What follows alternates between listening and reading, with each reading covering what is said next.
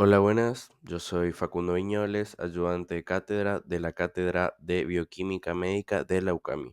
En este video vamos a estar viendo un poco de lo que es metabolismo de lípidos 1, la introducción a lo que es este tema, pero ya con la base de saber de lípidos.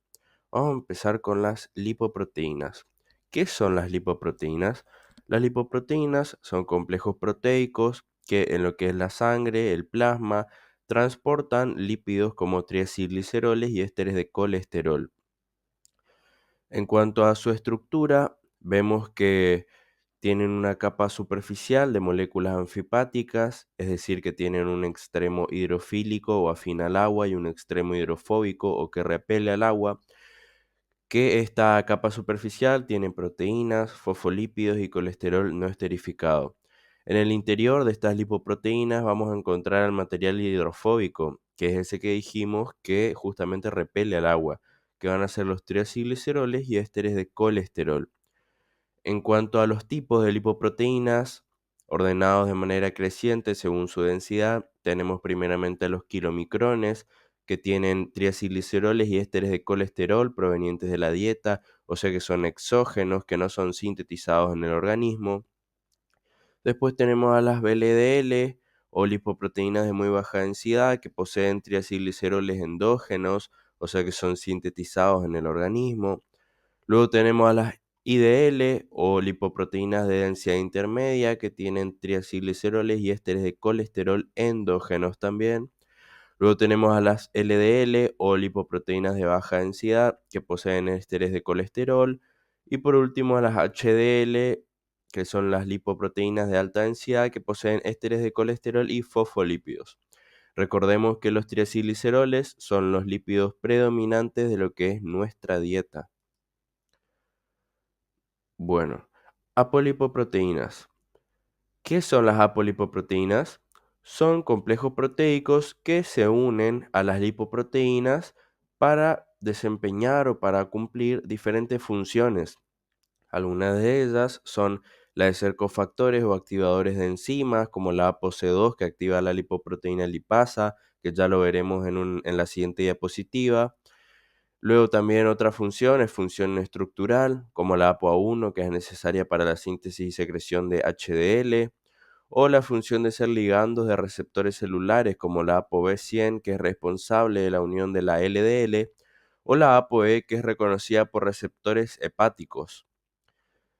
A la izquierda, en la presentación, podemos ver a los diferentes tipos de apolipoproteínas y a qué lipoproteína se une cada una de ellas. Vemos también los kilomicrones, VLDL, IDL, LDL, HDL. Dato muy importante y no menor a tener en cuenta es que todas las apolipoproteínas se sintetizan en el hígado, a excepción de la ApoB48 que se sintetiza en el intestino. Bueno, ahora vamos a hablar un poco de las lipoproteínas, vamos a hablar de cómo se forman, el trayecto que hacen y cómo se degradan, así como también qué resultados nos dan de esa degradación. Vamos a empezar con los kilomicrones, que en las células del intestino, los triacilgliceroles y el colesterol son empaquetados en una capa de fosfolípidos, colesterol libre y ApoB48 para formar justamente estos kilomicrones, los cuales viajan a la membrana vasolateral de los enterocitos. Allí se secretan al espacio intersticial y llegan a los capilares linfáticos para pasar al conducto torácico, el cual desemboca en la vena subclavia y finalmente alcanzar la circulación general. En la circulación general reciben ApoC y ApoE, ambas provenientes desde la HDL. Luego, en el endotelio capilar, se unen a la lipoproteína lipasa, la cual, activada por la ApoC2, hidroliza los triacilgliceroles del kilomicrón. Esta es justamente una de las funciones de las apolipoproteínas que nombrábamos en la diapositiva anterior, la de la ApoC2, que es justamente la de activar la lipoproteína lipasa. Y acá vemos que la función de esta lipoproteína lipasa es hidrolizar los triacilgliceroles que están dentro del kilomicrón, así como también veremos en las próximas diapositivas que también están presentes en lo que es el trayecto y la degradación de las demás lipoproteínas. Luego de esta hidrólisis tenemos como resultado dos elementos. Por un lado, ácidos grasos y por otro, glicerol. Primeramente, con respecto a los ácidos grasos, vemos que son captados para diferentes fines, entre ellos síntesis y almacenamiento de triacilgliceroles en tejido adiposo, oxidación en músculo esquelético y cardíaco, o bien para la síntesis y secreción en lo que es la glándula mamaria. Por otro lado, el glicerol, el otro elemento resultante de la hidrólisis de los triacilgliceroles, es metabolizado principalmente por los hepatocitos. El kilomicrón, luego de todo esto, pierde bastante tamaño, entonces lo que hace es ese exceso de fosfolípidos que posee se lo transfiere a las HDL, al igual que la ApoC2 y la ApoC1. Los remanentes se disocian del endotelio capilar y vuelven a circular para ser captados por el hígado gracias a los receptores de la ApoE. Luego son degradados por lisosomas y los productos se liberan al citosol. ¿Cuáles son entonces los productos de esta degradación de los kilomicrones? Vamos a tener que son tres: ácidos grasos, colesterol y aminoácidos. Acá vemos un gráfico de justamente esto de lo que estuvimos hablando, del trayecto del kilomicrón, de cómo se forma, cómo se degrada. Por ejemplo, en el margen inferior derecho vemos en celeste la lipoproteína lipasa, a los resultados de la hidrólisis que produce la lipoproteína lipasa de los triacilgliceroles, vemos el glicerol, los ácidos grasos. La verdad que un muy buen gráfico, bastante completo y que ayuda mucho a entender de mejor manera de lo que estuvimos hablando recién. Bueno, como bien habíamos dicho, tenemos tres resultados de lo que es la degradación de los kilomicrones. Primeramente tenemos el colesterol, luego tenemos a los ácidos grasos y también a los aminoácidos. Pero, ¿qué pasa con estos productos, con estos resultados de lo que es la degradación del kilomicrón? Tenemos, en cuanto al colesterol, que es utilizado para la síntesis de ácidos biliares, reexportado a la sangre en partículas de VLDL o bien excretado a la bilis, mientras que los ácidos grasos son oxidados para obtener energía o bien utilizados para la síntesis de triacilgliceroles. Bien, así como estuvimos hablando un poco de lo que es la formación, el trayecto y la degradación del kilomicrón, vamos a ocupar esa misma didáctica, pero ahora con las demás lipoproteínas. Tenemos las VLDL, IDL, LDL y las HDL. Vamos a empezar primeramente con las VLDL. Los triacilgliceroles sintetizados en hepatocitos, que son lípidos endógenos, que como bien dijimos son lípidos que son sintetizados dentro del organismo, son incorporados a partículas de VLDL. También ésteres de colesterol, que representan cerca del 10% de la masa del núcleo hidrofóbico de las VLDL. Estas VLDL son secretadas hacia los espacios de Dice, alcanzan los capilares sinusoides y llegan al torrente sanguíneo. Importante recalcar que las VLDL ya se forman con la ApoB100 incorporada a ellas. Luego reciben la ApoC y la ApoE de las HDL. En capilares de tejidos extrahepáticos actúa la lipoproteína lipasa activada por la ApoC2 y se cinden parte de los triacilgliceroles en ácidos grasos y glicerol. Como bien habíamos dicho también con los kilomicrones, tenemos un proceso similar, por no decir igual. En las VLDL vemos que actúa la lipoproteína lipasa, también activada por la ApoC2, y se cinden, también se hidrolizan los triacilgliceroles. Luego, además, las partículas intercambian triacilgliceroles por ésteres de colesterol con las HDL. También transfieren fosfolípidos que sobran en su membrana por la disminución de tamaño a las HDL. También proceso que ocurría dentro de lo que son los kilomicrones, esto de transferir los fosfolípidos restantes de la membrana por la disminución de tamaño. Luego la ApoC2 es devuelta a HDL y se interrumpe la acción de la lipoproteína lipasa. y estas VLDL o lipoproteínas de muy baja densidad pasan a ser IDL o lipoproteínas de densidad intermedia. Hablando un poco con respecto a estas IDL o lipoproteínas de densidad intermedia, vamos a ver que contienen un alto contenido de colesterol, en su mayor parte esterificado, y pequeña cantidad de triacilgliceroles. Vamos a ver que a medida de que vamos avanzando entre las diferentes lipoproteínas, va disminuyendo esta cantidad de triacilgliceroles justamente. Sus apolipoproteínas son ApoB100 y ApoE. Más de la mitad de las IDL son captadas por el hígado por receptores de la ApoE. En los capilares sinusoides del hígado encontramos la lipasa hepática que sigue cindiendo los triacilgliceroles.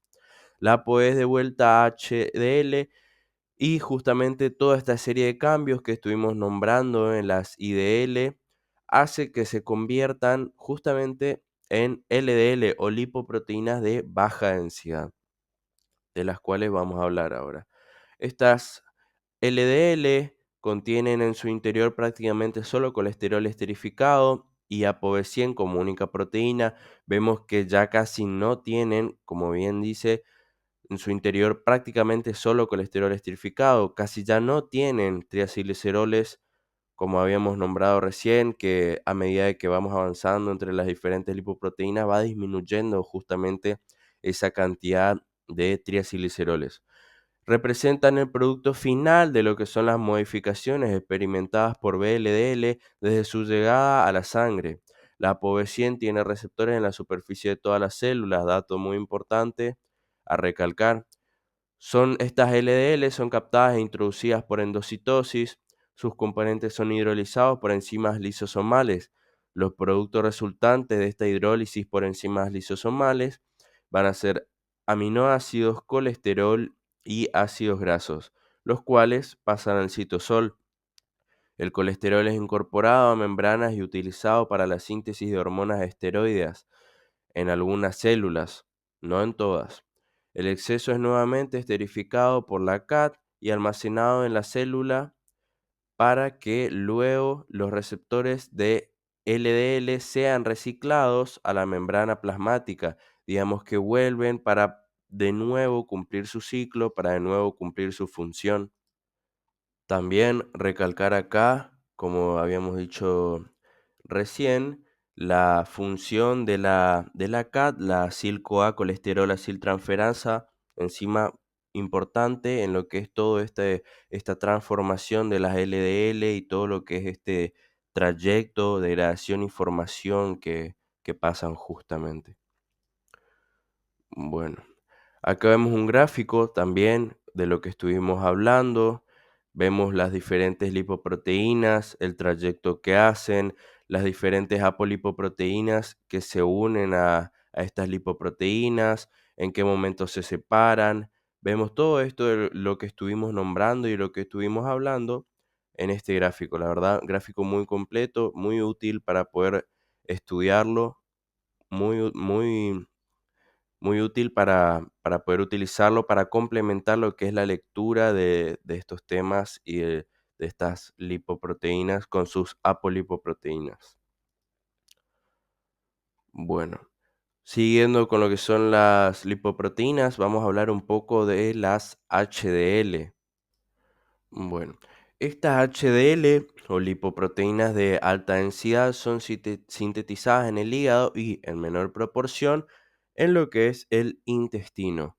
Vamos a ver que las HDL nacientes van a ser complejos de apolipoproteínas, ApoA, ApoC, ApoE y fosfolípidos. Algunas de las funciones que van a desempeñar estas HDL son la de transferencia de apolipoproteínas.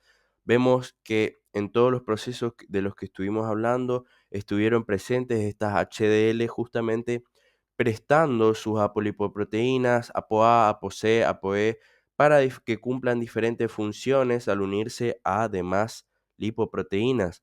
Vemos que la ApoC y la ApoE son transferidas a kilomicrones y VLDL. Cuando la ApoC2 ha activado la lipoproteína lipasa, retorna a las HDL una vez que las apolipoproteínas prestadas por la HDL cumplen su función en diferentes lipoproteínas, lo que hacen es retornar siempre a su origen, a las HDL. También vemos que la ApoE cedida a VLDL regresa a las HDL desde las IDL, cuando ya se perdieron casi todos sus triacilgliceroles. Otra función que desempeñan, muy importante, las HDL es la de transporte invertido de colesterol. A través de las paredes de los capilares de tejido extrahepáticos, las HDL interactúan con la membrana plasmática de células subyacentes, ApoA1 y ApoA. El colesterol intracelular es transferido a la HDL y esterificado por la LCAT, la lecitina colesterol aciltransferasa, la cual es justamente activada por la ApoA1, lo que nos va a dar como resultado ésteres de colesterol y fosfolípidos. Luego la HDL aumenta su tamaño y cambia de forma. Los ésteres de colesterol pueden ser transferidos a VLDL y kilomicrones, cuyos remanentes son retirados de la circulación. Recibe también triacilgliceroles y los ésteres de colesterol son tomados por el hígado con los remanentes de kilomicrones y de las IDL. Bueno, ahora también vamos a hablar de un poco de lo que es las HDL2 y HDL3, así como también de la remoción de HDL. En cuanto a estos subtipos de HDL, vamos a tener primeramente a la HDL2, que son partículas más grandes y más ricas en colesterol. Se transforman en HDL3 debido a la transferencia de ésteres de colesterol a VLDL y kilomicrones y la posterior hidrólisis de los triacilgliceroles por acción de la lipasa hepática. Vamos a ver que estas HDL3 son más pequeñas, con capacidad para adquirir más colesterol en células periféricas y regenerar esta HDL2. En cuanto a la remoción de HDL, vamos a ver que pequeñas cantidades de HDL son captadas por receptores LRP en hepatocitos y retiradas de la circulación.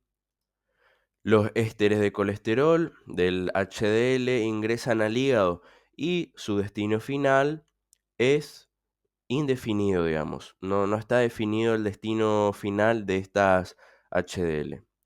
Así que bueno.